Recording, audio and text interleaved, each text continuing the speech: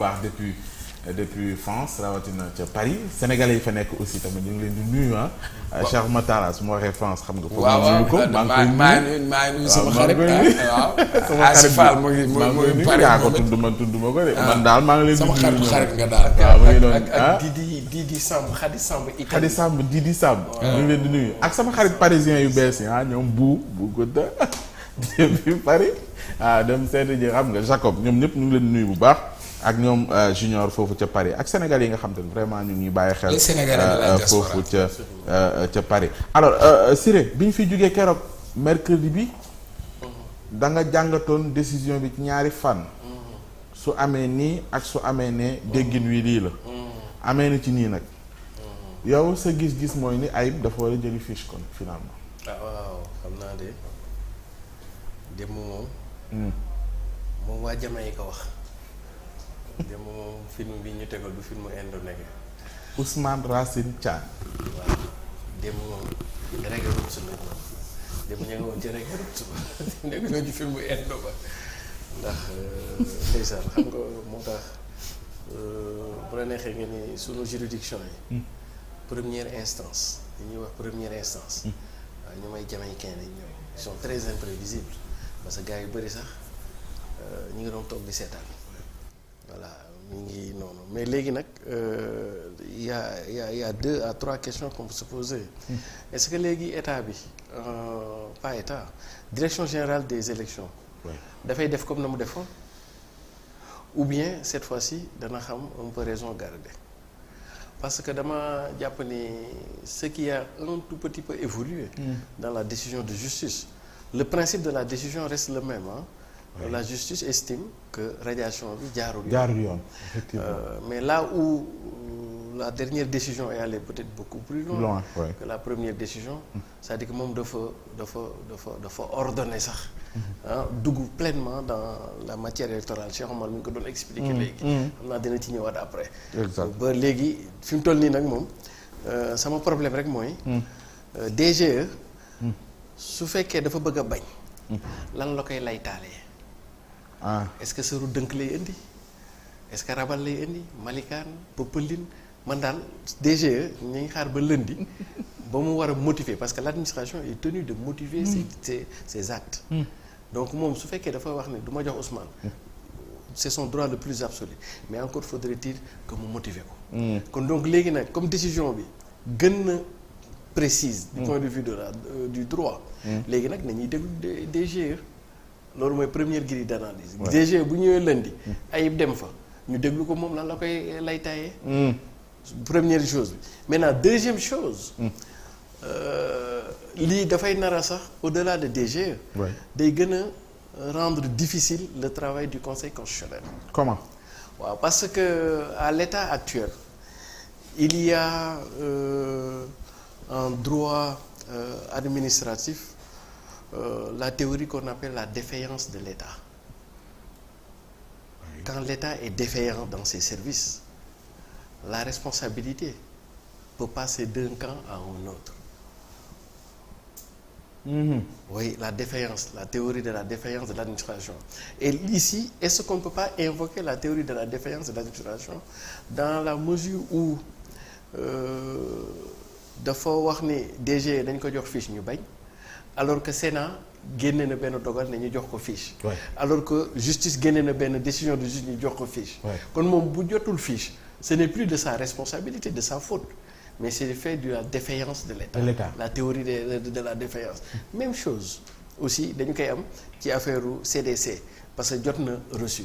Attention parce que su boobaa premier conseil constitutionnel au lieu que muy addu ci nombre de parrains yi mat na carte d'identité casier judiciaire mat na le conseil constitutionnel va devoir se prononcer sur des questions éminemment du droit.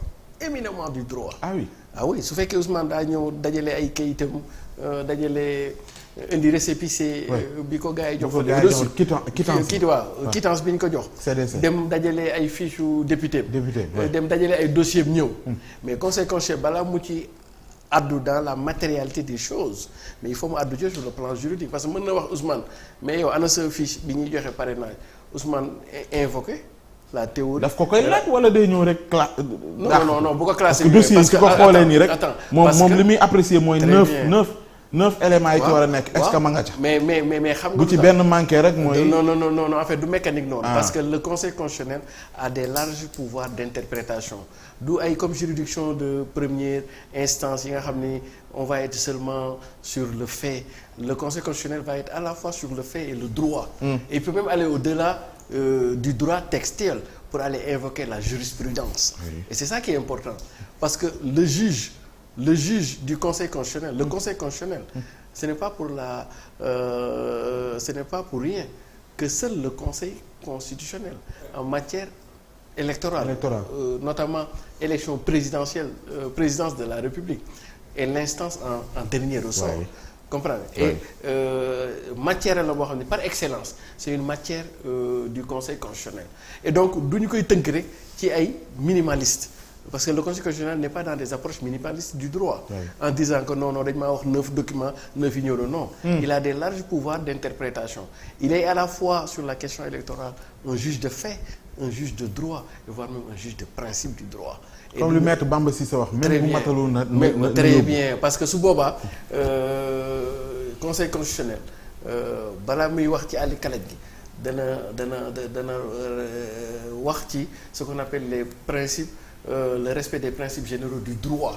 mais est-ce que dafa yegg loo jàpp ni kon DGE bu fa delluwaatee du ko dellu. non du ko jox fiche. non bu ko DGE c'est-à-dire que DGE moo war a noppal conseil constitutionnel su Ousmane ñëwee mu jox ko fiche mu dem sinon bu ko noppalul la question. sera tranchée par le conseil constitutionnel loolu moom il faut mu. addu ji au nom de la théorie de ce qu'on appelle la défaillance du service public ou la défaillance de l'État. Parce que l'État aussi peut être défaillant à certains moments. En ce moment, ce n'est plus le citoyen qui engage sa responsabilité, mais c'est l'État. Et je pense, il faut que me vérifie sur mon note, il doit y avoir une jurisprudence en ce sens dans la candidature de Issa Sall, si je me rappelle. Élection yi mujjee de présidentielle. C'était en 2019. Oui, en 2019 Issa Sall amoon na ci cas yu mel noonu. Parce que Issa Sall dafa déposé woon mais ci fiche mu waroon déposé. Il n'avait pas complété ses données personnelles mais comme dafa amoon photocopie carte d'identité le juge a estimé que l'insuffisance du complément de son dossier personnel n'était pas de nature à entacher sa candidature parce qu'il a eu à joindre photocopie carte d'identité ou données yëpp mi ngi foofu. D'accord. Attention parce que le conseil constitutionnel pourra même interpréter à crédit. Comme il peut interpréter aussi à débit. Attention, je pense qu'il y a une jurisprudence Issa Sall qui fait que souvent dans certains nombres de cas mooy li ñuy wax les larges pouvoirs de kii. En tout cas man kon finalement juge Ziguinchor bi comme bu Dakar. daanaka ah. Absolument. même ni ñu ko waxatee sax. même verdict bi la joxe loolu la bëggoon wax. ci loolu symboliquement. lan lay teg au regard du fait que de l'autre côté nangu ñëw. très bien jëfe léegi nag loolu moom nun très bien loolu lu muy fekk mooy.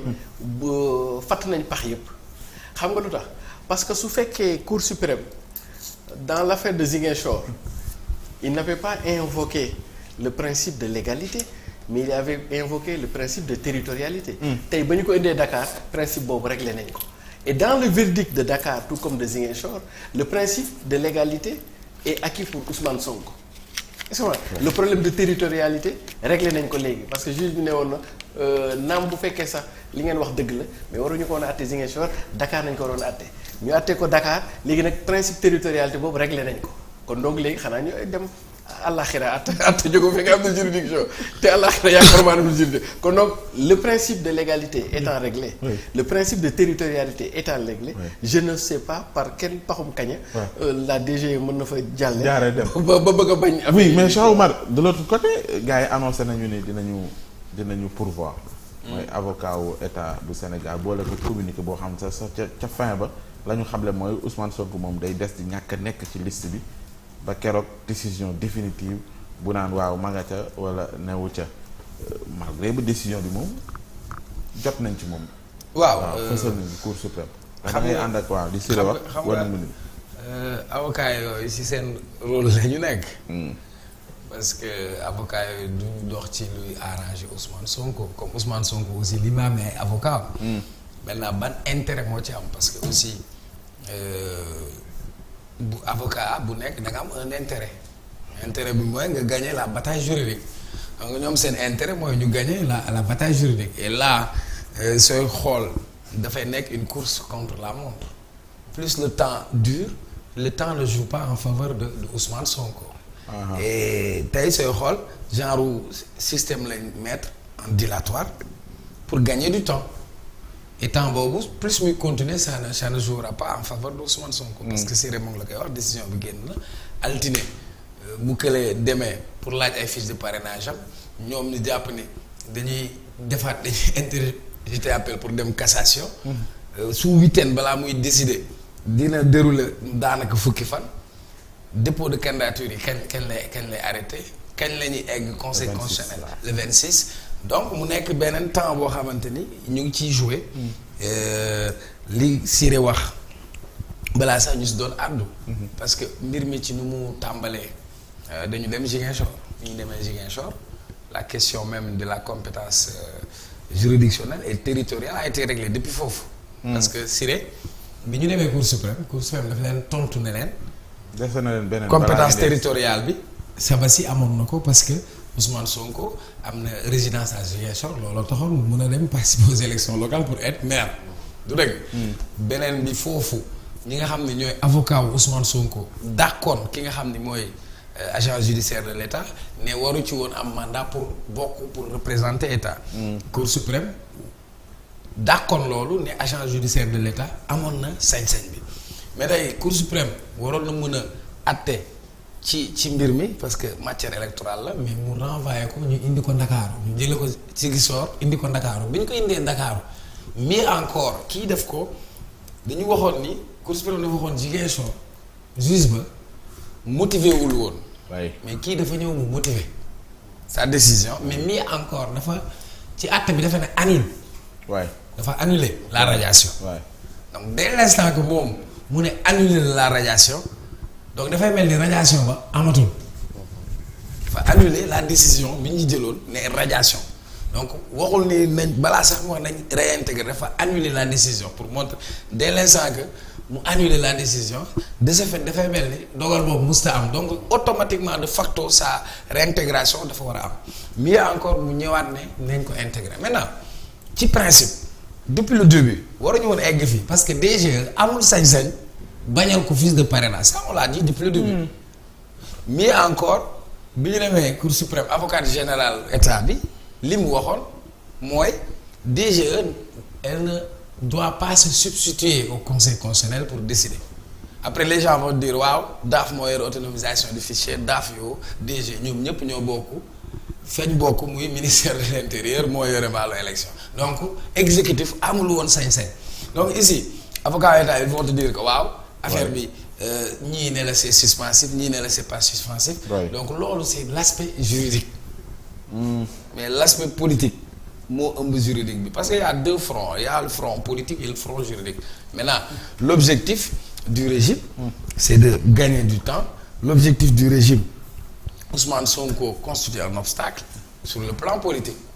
léegi nag lii Siré wax fatt tur yëpp yoo xamante ni war na faa mën a fëlee. parce que ñoom quel que soit alpha mu bugguñu mu bokk c'est ça la vérité. jàmbaar jarul wiir yi quoi xoola yi ñuy def nii yëpp ay yéegal ay wàccal maintenant on va dire que waaw tey justice bi Siré am na lu mu wax mais am Siré day junj quoi. ay junjam la yore li mu la junj dafa ne la.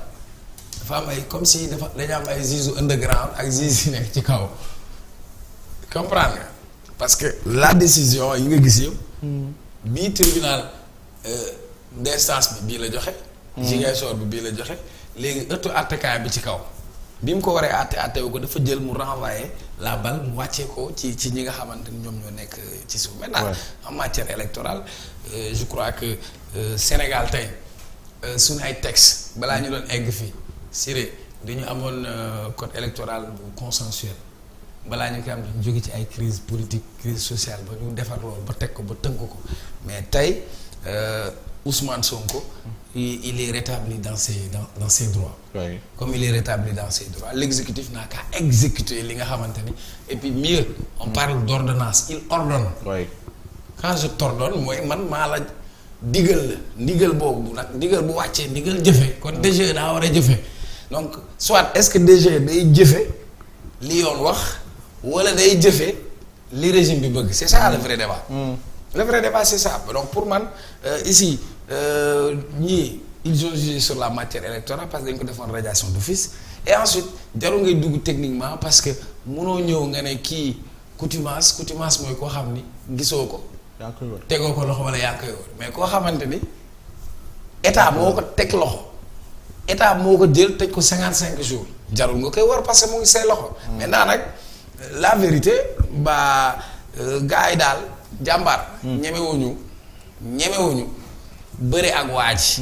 donc nag soo ñemewul bëre ak mbër di nga ñëw ne amul licence CNG mbaa nga dem wuti beneen kayit mbaa nga wuti ay porox ndoll wuti ay ndëgg sërx yoo ci teg donc. pour man démocratiquement il faut tamit ñu accepter li nga xam ne moom mooy la réalité des faits parce que munoo dem ci say propres juridictions. mu njëkk dem mu am foofu ndam. fii mu amaan ndam maintenant benn waay moom mooy laaj affaire nu muy demee ma ne ko affaire de comme prison break rek wala Zack Bauer ay épisode la bu ñu la joxee épisode bii ak ay suspense bii bu jàllee mu des beneen comme Wolof Njaay la muy wax ku tëb nag dal ci xel dese na la beneen tëb donc fi mu toll ni la suite il faudra voir parce que même bu ñu paree fii état bi même su defee recours am mu desaat beneen autre paire de manches comme ni ñu ko defee mooy ca conseil constitutionnel bu Sénégal nan lañ ko constitué foofu nag beneen débat lay doon Djibril.